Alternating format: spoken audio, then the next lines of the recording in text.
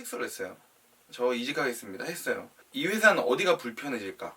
금방 대체가 된다면 저는 가치가 낮은 거라고 생각을 하거든요. 이제 필요한 게 뭐냐? 이직이다?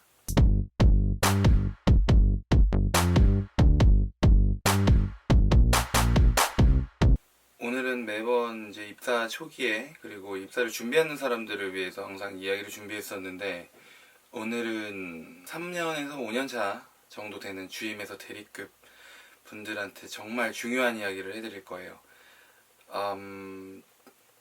정말 중요한 얘기입니다.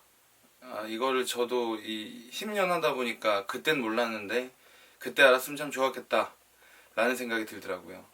일단 두 가지인데, 좋은 얘기랑 나쁜 얘기가 있습니다. 좋은 얘기 먼저 해드릴게요. 3에서 5년 정말 고생 많으셨고 그동안 얼마나 많은 일이 있으셨나요? 진짜 그 인내심에 박수를 이렇게 치는 바입니다. 그리고 정말 고생 많았고 정말 멋있어요. 고생을 정말 많이 해서 저는 사실은 그때 어떤 전환이 일어나야 된다고 생각을 합니다. 전환이라는 거는 뭐 커리어가 올라간 만큼 당연히 보상도 따라야 되는 시기라는 거겠죠. 근데 그게 생각보다 많이 오르지가 않아요. 자기의 생각보다. 그래서 그때 사실 이직이 많이 일어나는 시기이기도 합니다. 그리고 이탈도 굉장히 많아요. 전직이죠. 그래서 업계에 사실 일개는 한다는 주임 대리가 많지가 않습니다. 그래서 정말 고생하셨다고 말씀을 드리는 거는, 위기는 기회라고 했어요. 정말 몸값이 금값이 될 수 있는 그 가능성이 저는 있다고 생각하는 시기가 주임 대리를 지났을 때부터라고 생각합니다. 두 편에 걸쳐서 우리 3에서 5년 차 정도 되는 주임 대리님들을 위한 이야기를 준비를 했고요. 이 시기에 이런 이야기들을 잘 듣고 행하면 정말 몸값이 금값이 되는 경험을 할 수 있다고 저는 생각을 합니다. 정말이에요. 근데 저는 그렇게 못했지만 지금 생각해보니까 이렇게 했으면 됐다 라는 이야기를 하려고 하는 거예요. 쉽게 설명하면은 이 일은 보통 PM제로 굴러가잖아요. 프로젝트가 있으면 그걸 관리자급인 뭐 본부장이나 뭐 팀장이나 이런 사람들이 사실 PM을 하지만, 그 안에서 사실 팀 안에서 한 2건, 3건 이상 처리를 하죠. 일 같은 경우에. 그러니까 서브 PM제를 운영을 해서 그거를 대리 정도급에서 운영을 한다는 거죠. 그래서 사람으로 따졌을 때 어떻게 보면은 대리님들이 부팀장의 역할까지도 할 수 있는 상황. 그러니까 프로젝트 하나를 어쨌든 간에 맡아서 돌릴 수 있는 상황이라는 겁니다. 그거는 매출 발생과 직결되는 부분이죠. 그런 경험이 있을 거예요. 팀장이나 본부장이 있지만 내가 어떻게 보면 하나의 프로젝트의 서브 PM이 돼갖고 뭐 광고주 소통도 직접 하고 발주도 직접 넣고 뭐 운영이라든가 이런 것도 직접 다 준비하고, 그런 경험이 우리 대리님들이 있으실 거예요. 그리고 기획서 쓸 때도 메인 잡아서 쓰신 적도 있으실 거라고 생각이 되고요. 대부분의 회사가 그럴 수밖에 없는 구조이기 때문에 여러분이 굉장히 급할 겁니다. 일은 뭐 크고 작은 건이 있는데 이쪽에 이제 대리급 중간 관리자, 중간의 중간 관리자인 우리 주임 대리님들은 이직이나 전직이 굉장히 활발하고 이탈도 많이 일어나는 상황이니까요. 이제 칼자루가 우리 대리님들한테 넘어갔다는 뜻입니다. 코로나19가 아무리 힘들어도 여러분은 쉬게 할 수는 없을 거예요. 회사에서 정말 일 정말 많이 하고 계실 테고, 그리고 결혼은 하셨나 모르겠는데 결혼을 한 사람 안 한 사람 있을 텐데, 결혼을 만약 안 했을 경우에는 회사에서 일 시키기도 훨씬 더 편하고 본인은 또 있는 일을 다 받아서 할 수가 있죠. 이제 필요한 게 뭐냐? 이직이다? 아닙니다. 점검을 해야 돼요. 자기 자신에 대해서. 진짜 몸값이 되기 위한 자기 점검을 해야 됩니다. 제가 그거를 4가지로 정리를 했어요. 오늘은 컨닝 좀 하면서 진행을 하겠습니다. 저도 시나리오가 좀 정교한 그런 이야기를 좀 하고 싶었거든요.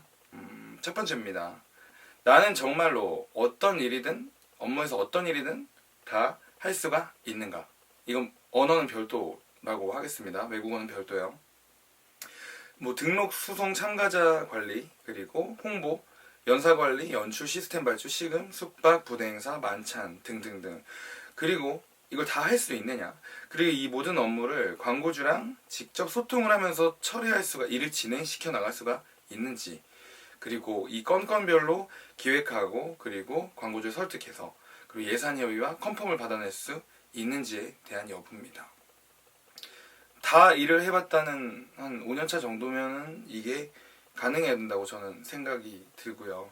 두 번째는 나는 제안서를 처음부터 끝까지 다 쓸 수 있는가? 뭐 퀄리티는 조금 별도라고 또 할게요. 이런 가정을 그냥 한번 해보자고요. 이직을 했어요. 아니면 뭐 좋은 데로 갔는데 거기서 이제 누구 대리님 이거 이 RFP 하나 주면서 이거 쓸 수 있죠? 이거 한번 써봐요. 근데 그 상황에서 저는 아직 5년밖에 안 돼서 제안서를 처음부터 끝까지 다 쓸 수는 없고요 라고 이야기를 할 것인가. 그게 퀄리티가 좀 떨어지더라도 제안서를 뭐 처음부터 끝까지 쓸 수는 있어야 된다 라는 생각이 들고요. 회사에서 실행 능력도 굉장히 중요하게 생각하지만 제안 능력도 더 많이 중요하게 생각을 합니다. 왜냐?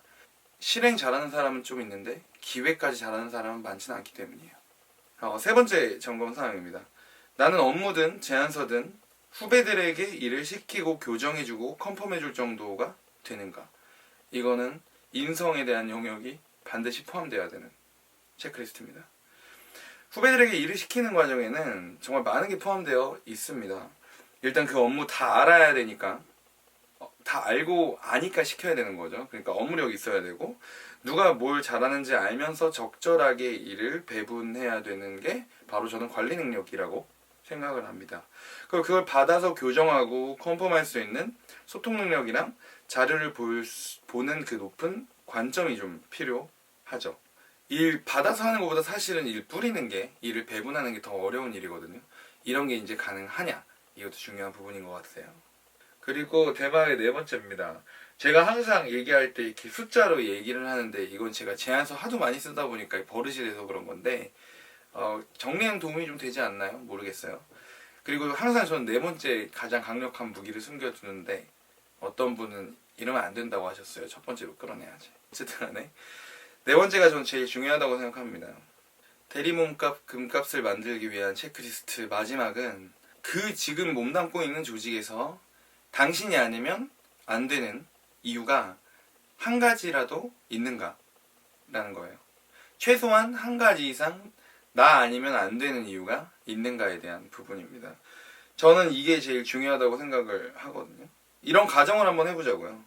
내가 이 회사에 사직서를 했어요. 저 이직하겠습니다 했어요. 근데 이 회사는 어디가 불편해질까? 어디가 얼마나 불편할까? 금방 대체가 된다면 저는 가치가 낮은 거라고 생각을 하거든요. 많고 많은 이제 3에서 5년차 주임 대리님들 중에 한 명이 되는 거죠. 등록, 수송, 시급 뭐 이런 거 가르치면 다 한다고 생각한단 말이에요, 회사는.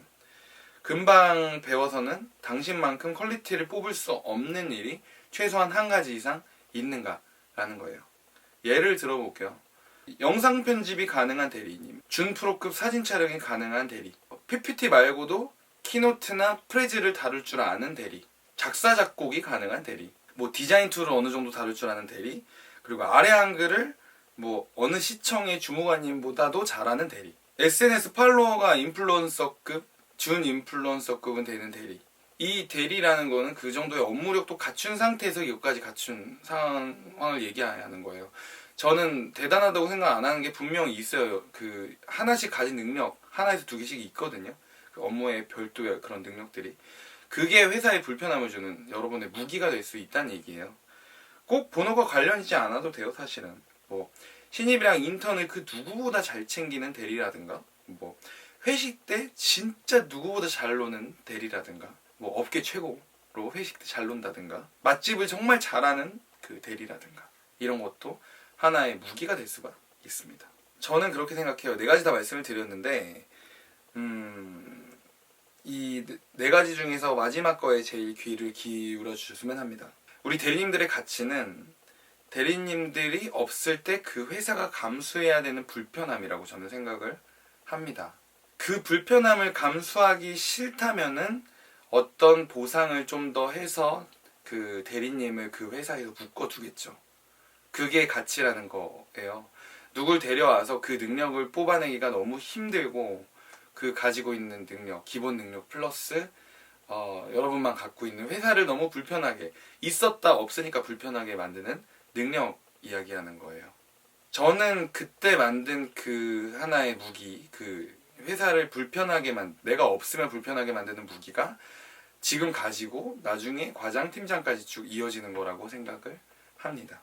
만약에 지금 4가지 말씀드렸는데 이 4가지 상황이 충족이 안 된다라고 하면은 저는 좀 더 고민을 하고 노력을 해야 된다고 생각을 하고요. 그리고 정말 상황 그렇습니다. 일 정말 마인드 좋고 잘하는 주임 대리급 많진 않아요. 그래서 그 안에서의 어떤 풍기 현상을 통해서 가치가 올라갈 수 있습니다. 그래서 많이 왔잖아요. 벌써 3에서 5년이면 정말 고생 많으셨고 분명 금값 몸값을 만들 수 있습니다. 저는 그렇게 생각합니다. PCO 연봉 박봉이라고 생각하는, 업계 망했다고 생각하는 새끼들을 발라버릴 수 있는 그런 생태계를 조성해 보자고요.